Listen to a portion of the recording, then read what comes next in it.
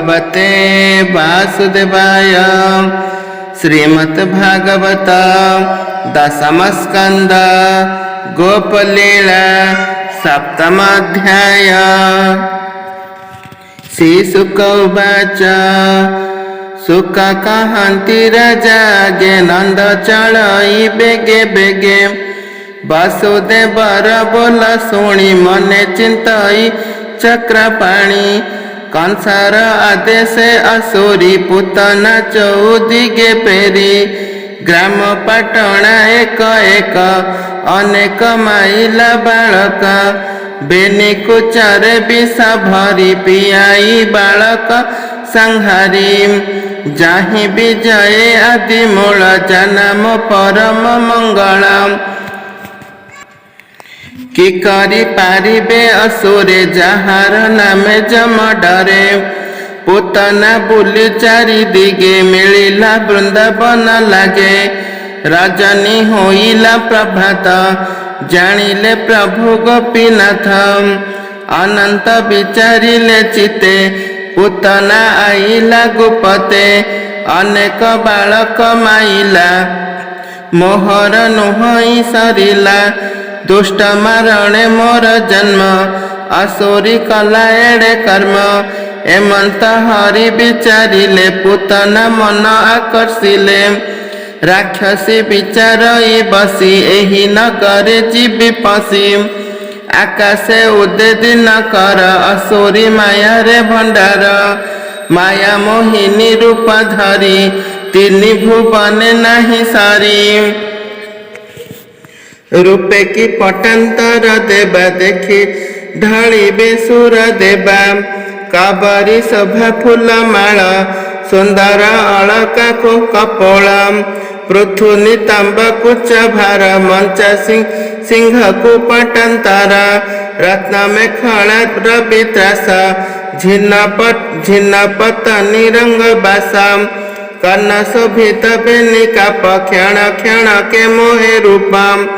आलप बहाई पच आलप कहाई बचन अंडीर कोकिल जसनम। हरिला गोपिंकर मन बाल तरुण वृद्ध जन। पद्म गोटिए घेनी करे असुरी चलई सधीरे। पूतना रूप लोके देखी पिछाड़ी न पारती आखि। गोड़ाई बोलती जुबती किंपाते जिला एह पति। एमंत देखिला तो नहीं के बोले अंबिका अटाई। के बोले सुण मो उत्तर कृष्ण जन्मिले नंद घर। कमला आसी छंती देखी जलधि शयन उपेखी। के बोले अटई एमंत पुराणे शुणी छुत दंत। एमंत जानी न पारिले समस्ते पछे गोड़ाइले। पूतना कहई मधुर बालक अछि कहा घर। मोर बालक एबे मला उरज पीड़ा मोते कला। कहार पुत्र अछि माए स्तन पियाई बिथोकाए। असुरी चलई सधीरे मिलिला जाई नंद द्वारे। गोपीए गले अपसारी भितरे पशिला असुरी। जसोदा होइला उसत सुत मोहे बलवंत। ए मोर घरे जेबे थाई आनंदे कृष्ण को बंचाई। नंदर छमुरे कहिबी अनेक धन रत्न देवी। जसोदा एमंत विचारी पूतना चाहिले मुरारी। बालक स्वभाव अनंत निद्रारे होइण अचेतम। जसोदा खेनी बन माली पूतना कोले देले तोली। कृष्णर न जानई बल आकर्षि नेई कला कोला। कृष्णर मुखे देई स्थान गाढ़े पियंते भगवान। पंच पराण क्षीर संगे पशिला गोविंदर अंगे। जीव छाड़िला गंडी छंद असुरी कला घोर नादम। निज शरीर प्रकाशिला छाड़ छाड़ बोली डाकिला। शब्दे कंपिला ब्रह्मांड माड़ी पड़िला भूमिखंड। कर चरण प्रसारिला अर्ध योजना बोरिला। ବୃକ୍ଷା ବୃକ୍ଷା ମନ୍ଦିର ଗୋରୁ ଘର ଭାଜି ହୋଇଲା ସର୍ବଚୂରା ଲଙ୍ଗଳ ଈଶ ପ୍ରାୟ ଦନ୍ତ ନାସିକା ପର୍ବତର ଅନ୍ତ ଖଣ୍ଡ ପର୍ବତ ସ୍ଥାନ ବେନି ଖାଙ୍କର କେଶତା ମୂର୍ଧନି ପିଙ୍ଗଳ ଚକ୍ଷୁର ସ୍ୱରୂପ ଜହ୍ନେ ଖୋଦିତ ଅନ୍ଧକୂପ ନଦୀର ତଟ ପ୍ରାୟ ଜଙ୍ଘ ଭୁଜ ଦିଶାଇ ସେତୁ ବନ୍ଧ ଶୁଖିଲା ହ୍ରଦ କି ଉଦର ଦେଖି କମ୍ପିଲେ ସୁର ନର ଗୋପରେ ପଡ଼ିଲା ଯେ ହୁରି ଭଏ ପଳାନ୍ତି ନର ନାରୀ ପଡ଼ି ଭାଙ୍ଗିଲା କାହା ମୁଣ୍ଡ କାହାର ଦେହ ଖଣ୍ଡ ଖଣ୍ଡ ଦେଖି ଚକିତ ନନ୍ଦରାଣୀ ଭଏ ଚିନ୍ତାଇ ଚକ୍ର ପାଣି ଗୋପୀଙ୍କୁ କହାଇ ଉତ୍ତର କେ ଘେନି ଅଛି ମୋ କୁମାର ବାହନ ଆଣ ତାକୁ ଯାଇ ମରିବି ପୁତ୍ରକୁ ନ ପାଇ ଦେଖିଣ ଯଶୋଦା ବିକଳ ଗୋପୀ ଧାମନ୍ତି ଅନ୍ତରାଳ ଭଏ ଖୋଜନ୍ତି ଘର ଦ୍ୱାର ଦେଖିଲେ ପୁତନା ଉପର ବେନି ପର୍ବତ ମଧ୍ୟ ରହି ଯେସନେ ଶଶକ ଦିଶାଇ ପୁତନା ସ୍ତନ ମଧ୍ୟ ହରି ଗୋପୀଏ ଯାଇ କୋଳ କରି ପୁତ୍ରକୁ ଦେଖିଣ ବିସ୍ମୟ ଆନନ୍ଦ ହୋଇଲେ ଥୋକାଏ ରୋହିଣୀ ଦେଖିଣ ଉଷାତ କୋଳେ କୋଳେ ଲୋକେ ହୋଇଲେ କୃତକୃତ୍ୟ ଗୋପୀ ମିଳିଲେ ବେଗେ ଯାଇ କହନ୍ତି ଯଶୋଦାଙ୍କୁ ଚାହିଁ ବିପଦ ତରିଲା କୁମାର ତୁ ଏବେ ହୃଷ୍ଟ ଶାନ୍ତି କର ଶୁଣ ଆନନ୍ଦ ନନ୍ଦରାଣୀ ପୁତ୍ରକୁ ଘେନିଲେ ରୋହିଣୀ ବେଡ଼ି ବସିଲେ ଗୋପ ନାରୀ ଯେତେ ଯଶୋଦା ପରିବାରୀ ବସା ଗୋଟିଏ ଆଣି କରି ତାଲାଞ୍ଜେ ପୁତ୍ର ଦେହେ ଝାଡ଼ି ଗୋମୟ କରାଇଲେ ସ୍ନାନ ଗୋରଜ କରନ୍ତିଲେ ପନ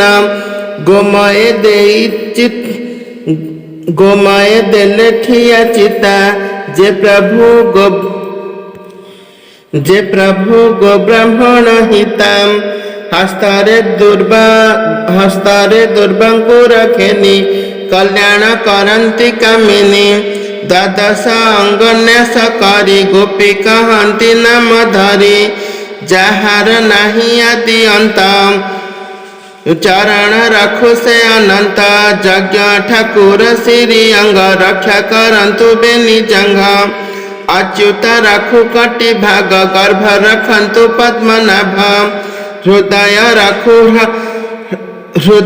ରଖୁ ହୟଗ୍ରୀବ କଣ୍ଠ ତ ରଖୁ ବାସୁଦେବ ଚନ୍ଦ୍ର ରଖୁ ତ ବେନି ଭୁଜ ମୁଖ ତ ରଖୁ ଗ୍ରହ ରାଜା ଲଲାଟ ରଖୁ ସଦା ଶିବ ଶିଖା ତ ରଖନ୍ତୁ କେଶବ ତୋହର ଅଗ୍ରତେ ଚକ୍ରଧର ପୃଷ୍ଠ ଆବରି ଗଦାଧର ସାରଙ୍ଗ ଧନୁ ବେନି ପାଖ କମଳ ରଖୁ ତୋର କାକ ଶଙ୍ଖ ତ ରଖୁ ଚାରି କୋଣ ଉପରେ ରଖୁ ନାରାୟଣ ଗରୁଡ଼ ପତି ରଖୁ ତଳେ ମଧୁସୂଦନ ଅନ୍ତରାଳେ ଦଶ ଇନ୍ଦ୍ରିୟ ପାଳୁ ମନ ଗୋବିନ୍ଦ ରଖୁ ନାରାୟଣ ଚିତ୍ତ ତ ରଖୁ ଦିଗପତି ମାଧବ ରଖୁ ତୋର ମତି ଖେଳନ୍ତେ ରଖୁ ବନମାଳି ଶୟନେ କୃଷ୍ଣ ପ୍ରତିପାଳି ଚାଲନ୍ତେ ଭୋଜନେ ଶୟନେ ରଖନ୍ତୁ ଶ୍ରୀ ମଧୁସୂଦନେ ଭୂତ ବେତାଳ ପ୍ରେତ ନର ଗ୍ରହ ଡାକିନି ନିଶାଚର ଦୁଃସ୍ୱପ୍ନ ଗ୍ରହ ପ୍ରୀଡ଼ାମାନ ନାଶ କରନ୍ତି ଜନାର୍ଦ୍ଦନ ନିର୍ଭୟ କରୁ ନରସିଂହ ବଜ୍ରତ ହେଉ ସର୍ବ ଅଙ୍ଗ ଆମ୍ଭର ଆୟୁ ତୋତେ ହେଉ ଆୟୁଷ ଚିତ୍ତକର ରହୁ ଅଶ୍ୱତ୍ଥମାଦି ସିଦ୍ଧ ସାତେ ଏହାଙ୍କ ଆୟୁର୍ବଳ ଯେତେ